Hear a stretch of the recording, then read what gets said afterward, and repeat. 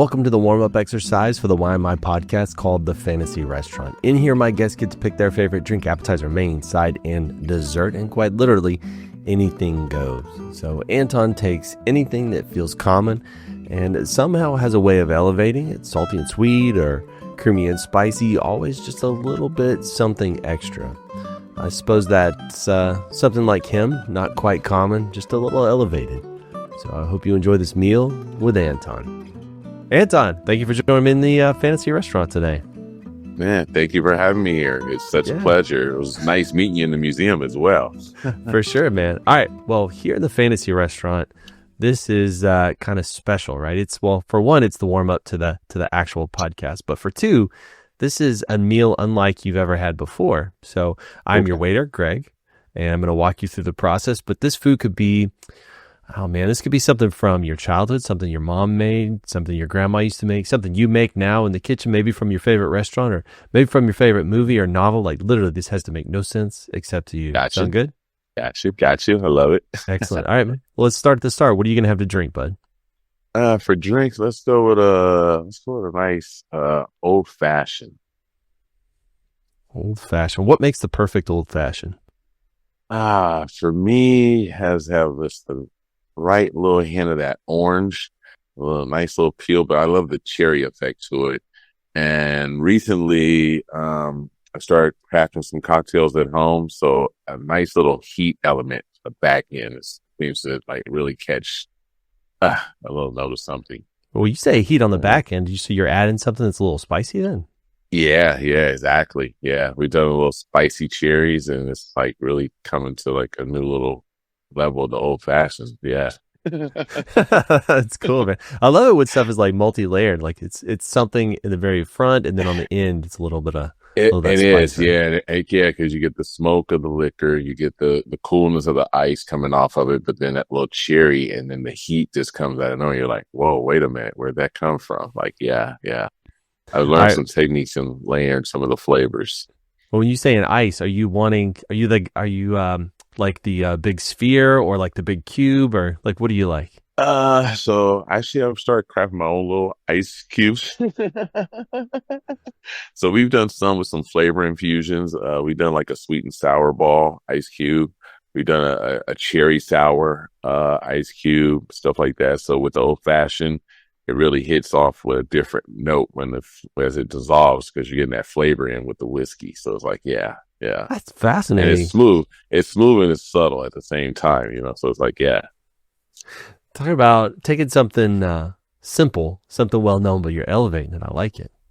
Yeah, that's right. All right, man. Well, we got your drink sorted. So now we're at the part where I tend to be a little bit more adventurous. I don't know about you, but we're at the appetizer portion. Right. So are you going to get an app? So appetizer. So let's go with a jerk chicken slider. That sounds good, man. Where's your first, or rather your favorite jerk chicken come from? Jamaica. Dude, I did a cruise, probably about 7 years ago, and we went to Jamaica. And after we did like this little excursion thing, we were just in this little shack, and they had the best jerk chicken I've ever had in my life. It was amazing. Yeah. It's funny. We just got back in November, and it was like our second trip over, but yeah, it was amazing. Same thing, a little shack on the beach. You look at it like, what he got here, but then they come out and it's like, oh wow, the flavor's like amazing. Yeah. I love it. Again, it was another one of those things where it was simple but done so well. It was so good. Exactly, but I don't know if you like. Okay, so I grew up in San Antonio, and I remember having like these tin garage roofs, Yeah. And when I got to Jamaica, I'm like, you guys are like cooking on our rooftops. Like that corrugated metal. Yeah, I know what you're talking about. Exactly. You know what I'm saying? You don't have a grill there. You just I'm like, wait a minute. We used to run across the top of those things like all day. Like, I'm letting you cook at this stuff. Like, wow. There's some magic in it, though. There's definitely some magic in it. It is. All right, man. Well, now we're hitting this little interstitial period between like where you've got your appetizer and the food. I like to call the bread/soup/salad. You interested in any of that? I'll go with a salad. All right. What kind of salad? I want to go with a nice antipasto. So I used to work at an Italian restaurant. So it was like a nice little romaine lettuce, little salami rolls, cheese, little feta cheese, cherry tomatoes and everything there. So yeah. What kind of dressing or no dressing? Olives. I'm going a nice little Italian vinaigrette. Italian vinaigrette. I mean, the perfect combination. Like when you Yeah, get that kind of yeah. cheese and like kind of the tanginess of an Italian, I love it. Exactly. Yeah. It all comes together. Yeah, dude, you got this down. You love the balance. You got a little sweet, little sour, little spicy, little creamy. Love it. You know. The antipasta salad. All right. Well, now we're moving on to the main. So, what are you going to get as your main dish? Oh man, that's kind of tricky there. I'm gonna go with like a dual main to a degree. All right. I want to go with a nice Italian papardelle. It's like a nice little thick pasta with a sausage with it. But I also want to go with a side of a lamb chop. A lamb chop. I love Yeah, it. So, I have never heard of an Italian pappardelle. Like, is that usually have like a yeah. sauce on top, or like It's like a describe it for me? sauce. It's creamy sauce. Can't think- it's the noodle. It's like a thicker noodle. It's not like a spaghetti noodle. It's more Okay. like a flattened out. Don't want to say can't. I know Italians are like, you don't know what you're talking about. Like, sorry, guys, sorry. It's been so long since I had it, but it's like it was amazing. It's a thicker, longer noodle, and the sauce just encapsulates everything with the sausage just kind of broken down to it. It's like, oh, it's wonderful, so savory. Yeah, Gotcha. So, it perfect sounds for almost too hangovers. simple. Are you adding anything to that? Like to me, it almost sounds like Mhm. you're going to put something like some red pepper flakes or something. You no, just the Yeah, way it yeah. is. I mean, of course, yeah, yeah. With the pepper flakes, of course. Nice little pepper flakes on there, and a little parm, but more or less just like that. I like it just like it is. All right, I'm with you. And so a lamb chop. That's not something I don't think anybody's ever ordered in the restaurant before. What do you do the what is it, the mint jelly that sometimes people put with a lamb chop? A little bit, yeah. They usually do them grilled, it's like nice little grill on there. Like, Okay. Well, what are you getting as your sides to go with your pasta? It's always uh, tricky because pasta always feels like it's kind of like a it, side baked in. yeah, it's like so many things. That's what it's like. So, of course, for size, it's gonna be a little bit unusual for me All right. because I got to throw a little southern flair to this. So let's go with like a little okra goulash, little thing, little fried okra there with a little tomato and a little chutney like little element to it. Huh. Um, Also I love corn, so I gotta have my corn on the cob. Corn on the cob. Yeah, Well, you're from San Antonio. Do you do like the elota thing, like the street corn, where it's like, that's the funny thing. I like the elote to a degree.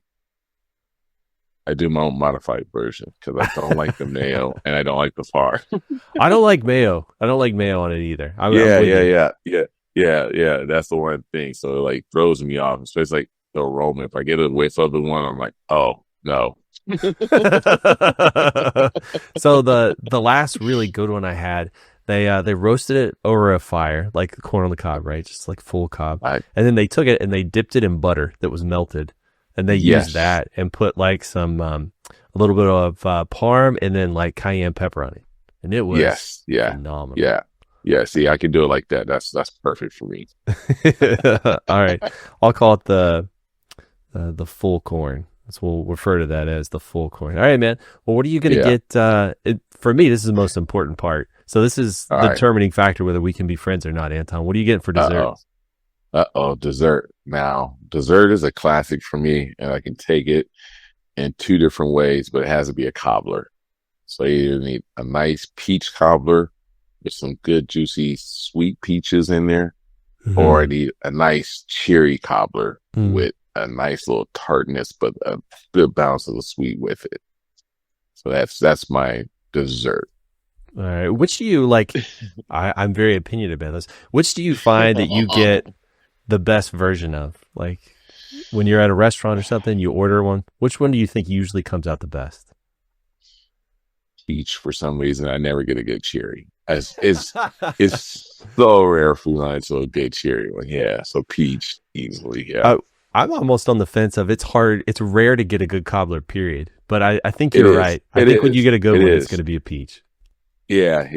And it's always the dough consistency with me. It's like who gets it right, who gets it wrong. Yeah. And then did you overcook the peaches? Did you undercook the peaches? Yeah. Or do you just plain not have enough peaches in there? That happens sometimes too. Oh God, I had that before too. Yeah. Like how do you miss out on that? Like, come on, that's the core. All right, man. Well, let me read your order back just to make sure I don't screw it up. Because again, like I always say, I don't want the kitchen getting blamed for my mess up here. So yeah. Oh yeah. we're gonna start with an old fashioned. Yes. And we're going to have like the nice orange twist in there. And we're going to do one of your ice balls, but it's going to have different layers. So every layer is going to have a little bit of a different flavor. It's somehow magically going to meld together. It's going to be pretty amazing. I like that. I didn't ask, like you can't just drink an old fashioned. You got to have some kind of water. Do you want tap? Do you want sparkling? You want some bubbles in there or not? No bubbles. Give me a little ice water on the side. Some ice water, you got it. That's the camp I'm in. I don't necessarily want bubbles unless there's like also corn syrup and flavoring in there. For me, it's like that's the only reason to have it. I'm like, why am I just drinking carbonation? Like, come on. For sure, man. All right, then we're gonna go jerk chicken slider. You gonna do some kind of a sauce with that? Maybe to dip in or anything? Yeah. Give me a little habanero mango sauce for that, and maybe a little go something a little opposite with that one as well. Let's go with a nice hot Texas barbecue sauce with it as That's well. what I'm talking about. Hot barbecue, Texas style. I like it. Yeah. All right. Yeah. Now we're gonna do an antipasta. That's it's gonna be just right. Have like a nice kind of Italian vinaigrette on there. Then our main, we're doing the Italian papardelle. Is that right? Yeah. All right. With a little bit of parm and some red pepper flake. We're also going lamb chop with a little bit of mint jelly on the side. Yep. Your side, the okra goulash. This honestly might be one of the most interesting things because I love like fresh fried okra, and I've never thought about like making kind of like a little side out of it. It sounds delicious, man. Yeah, my grandmother used to do it. That was one of the one things that got me like so hooked on okra for some reason. She would make dinner at night, and we'd get this little ball of like red and green over in the corner. And first, as a kid, you're looking like, "What is this?" But like the flavors and the textures just worked out. That was like, can I have more of that? My girl was like, you really want more of that? And like, yeah. Like, so that was one way I ate my vegetables was the okra. And like, I want to say it's almost like a Roma stewed tomato sauce with it, and the flavors, seasonings. And it's just like, yeah, it worked right. A little bit of rice. Oh yeah. That was like one of my go-tos. Come home from school, throw that over a bowl of rice and just sit in front of the TV and watch whatever. That sounds magical, dude. There's some stuff like I've always thought there's no way I could be a vegetarian, and then I talk about stuff like that, and I'm like, yeah, you know what, maybe I could work it out. Yeah, exactly. It's funny. It's like, no, I can't live without meat, but it's like there's something. It's like I don't even need meat with this, and it's just so wonderful. Yeah. Man, I'm 100% here for it. All right, so we're gonna do the full corn. So it's gonna be the corn on the cob, fire roasted, dipped in butter, all the good stuff on there. And then we're closing it out with a cobbler. I'm going to do kind of a yin and yang style cobbler. So one half's going to be peach, one half's going to be cherry. And if you're interested, do you want a scoop of ice cream maybe to go with that? Oh, see, there's where it's tricky. I'm not ice cream. I only like the fruit flavors. So I'm more of a sherbet kind of guy. All right. Yeah. Or a gelato. And actually, I'll go with a pistachio raspberry gelato. Pistachio raspberry. Dude, you are such an interesting combination, guy. Let's do that. Pistachio raspberry gelato. I love a good gelato. I noticed Vegas has a ton of gelato. Like pretty much everywhere you walk, there was some gelato. Yeah, it's crazy how it just comes out. I was like, I don't know. Maybe it's the mob influence. I don't know, man. They're doing it right. Well, I'll tell you what, Anton, thank you for joining me in the fancy restaurant today.